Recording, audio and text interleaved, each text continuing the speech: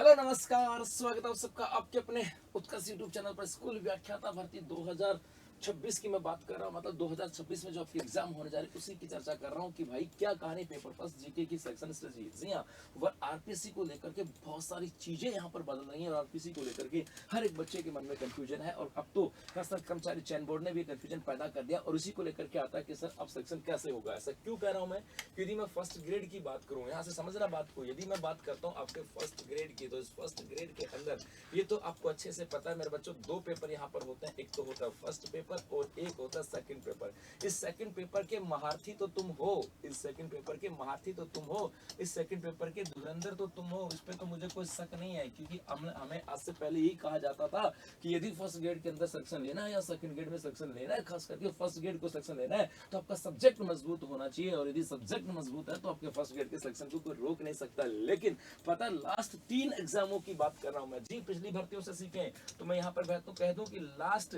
3 exam की बात करें, लास्ट 3 एग्जाम के अंदर यहाँ पर फर्स्ट ग्रेड के अंदर जो सिलेक्शन हुआ ना, स्कूल व्याख्याता की बात करें, इस स्कूल व्याख्याता के अंदर जो सिलेक्शन हुआ है वो सिलेक्शन हुआ है हमेशा फर्स्ट पेपर के बिहाफ पर। ऐसा क्यों कह रहा हूँ, क्योंकि यहाँ पर रैंडमली फर्स्ट पेपर के अंदर भी 40% मार्क्स लाने होते हैं और सेकंड ग्रेड के पेपर के अंदर भी 40% लाने होते हैं। और बच्चा ये तो ले आता है, ये नहीं आते हैं, क्योंकि इसकी उसका सबसे अधिक टाइम जो जाता है वो सेकंड पेपर में जाता है, उसका फोकस होता है सेकंड पेपर के ऊपर। और मैं लास्ट 3 एग्जामों की बात कर रहा हूँ, 1 2 3 एग्जामों की बात कर रहा हूँ, जहां पर फर्स्ट ग्रेड में सिलेक्शन जो हुआ है वो फर्स्ट पेपर के आधार पर हुआ है। क्योंकि सेकंड पेपर के अंदर हो सकता है किसी के 2 नंबर ज्यादा, किसी के 2 नंबर कम, या तो सबकी तैयारी अच्छी है या जिसकी तैयारी है नहीं वो एकदम से जीरो है। तो यहाँ पे तो 1 2 3 नंबर का मार्जिन होता है। लेकिन फर्स्ट पेपर में बहुत सारे बच्चे ऐसे जो यहाँ पे सेकंड पेपर में टॉप करते हैं लेकिन यहाँ पे 40% नहीं आते, या इसके अंदर जिनका स्कोर ज्यादा होता है वो मेरिट में चले जाते हैं। इसका मतलब है आपको अब फर्स्ट पेपर की तो तैयारी करनी होगी, फर्स्ट पेपर की तैयारी करनी पड़ेगी। एक तो आपको देखना होगा आपका टाइम मैनेजमेंट। टाइम मैनेजमेंट का मतलब है 2 चीजें बता रहा हूँ टाइम मैनेजमेंट में। पहली चीज, एक तो आपको सिलेबस को लेकर के कि आपका सिलेबस कब कंप्लीट हो रहा है। कहीं ऐसा तो नहीं है कि भैया आपके मई जून में आपके एग्जाम है और मई के पास जाकर के आपका सिलेबस कंप्लीट हो रहा है, तो इसका मतलब है आपका टाइम मैनेजमेंट सही नहीं है। बेसिकली आपका सिलेबस जो है जो क्या तो पहले से पूरा हो जाना चाहिए था। यदि मैं आज बोल रहा हूँ उसका मतलब है आपका सिलेबस पूरा हो जाना चाहिए था, या फरवरी लास्ट कह रहा हूँ फरवरी तक आपका सिलेबस कंप्लीट हो जाना चाहिए। और दूसरा टाइम मैनेजमेंट का मतलब है कि आपको यहाँ पर फर्स्ट पेपर, फर्स्ट और सेकंड पेपर दोनों में से किसको टाइम देना होगा। बेसिकली आप यदि पूरे दिन में 10 घंटे पढ़ रहे हो ना, तो 10 घंटे में 5 घंटे फर्स्ट पेपर को देने हैं और 5 घंटे सेकंड पेपर को देने हैं। ऐसा नहीं है कि 10 घंटे में 8 घंटे सेकंड पेपर को दे रहे हो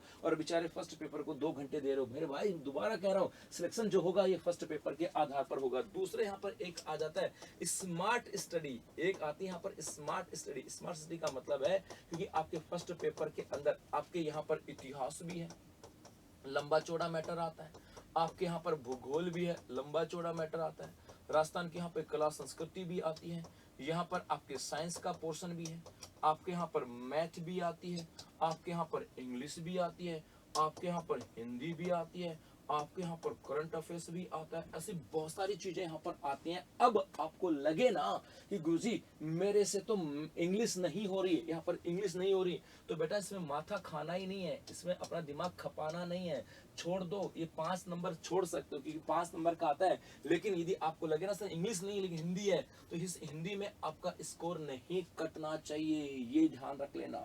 यदि आपको लगे कि सर मुझे हिंदी नहीं आती है इंग्लिश कर दूंगा, तो फिर इंग्लिश में स्कोर नहीं कटना चाहिए। क्योंकि यदि आपके यहाँ पर मैं इतना कहता हूँ, यदि फर्स्ट पेपर की बात करूँ, फर्स्ट पेपर के अंदर यदि आपके 100 क्वेश्चन है, 100 क्वेश्चन है, इन 100 क्वेश्चन में से आप 40 क्वेश्चन छोड़ते हो, 40 क्वेश्चन क्या करते हो, छोड़ते हो, तो पीछे कितने बचे, 60। ये 60 में आप 100% आपका स्कोर होना चाहिए, तब भी आपका सिलेक्शन यहाँ पर हो सकता है। मतलब फर्स्ट पेपर के अंदर आपको ये डिसाइड करना होगा कि जो मुझे नहीं आता मैं इसको छोड़ दूंगा, मैं वहां अपना माथा नहीं खपाऊंगा, अपना दिमाग नहीं लगाऊंगा, लेकिन जो बाकी बचा है वहां पर मेरा 100% स्कोर होना चाहिए। बस ये आपकी कॉन्सेप्ट है बस यही आपको याद रखना है, स्मार्ट टाइम मैनेजमेंट और स्मार्ट स्टडी की बात करें वो यही है। और यदि जिस बच्चे ने ये टाइम मैनेजमेंट समझ लिया कि फर्स्ट पेपर को कितना देना है, सेकंड को कितना देना है, सिलेबस कब पूरा है और किस बिंदु को छोड़ना और किसको 100% पूरा करना है, उसके सिलेक्शन को कोई रोक नहीं सकता। इसके अलावा आप किसी फर्स्ट पेपर की तैयारी को और बेहतर बनाने के लिए उत्कर्ष क्लासेस लेकर के आपका